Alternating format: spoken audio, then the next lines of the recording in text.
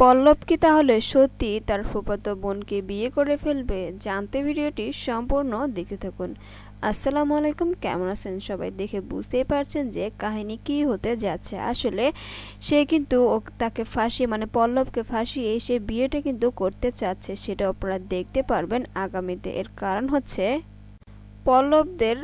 পল্লবের ফুফুর অনেক টাকা ঋণ রয়েছে, আর যে ঋণ খেলাপি রয়েছে তার কাছ থেকেই মূলত টাকাগুলো চাচ্ছে। এক পর্যায়ে সে তার ফুফাতো বোনকে বিয়ে করতে চায়, আর এটা কখনোই হতে দেবে না তার ফুফু। যার কারণে পল্লবের সঙ্গে অভিনয় করে কিভাবে বিয়ের নাটকটা সাজানো যায়, এটাই তার প্রকৃত কাজ ছিল। প্রথমে বলেছে যে তাকে বিয়ে করার কথা, কিন্তু কেউই রাজি না হওয়ার কারণে এই পদ্ধতি অবলম্বন করেছে, সেটা আপনারা আগামীতে দেখতে পারবেন।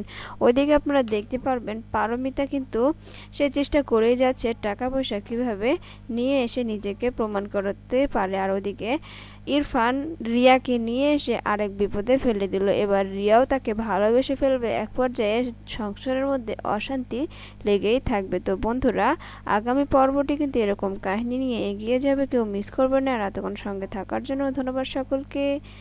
আল্লাহ হাফেজ।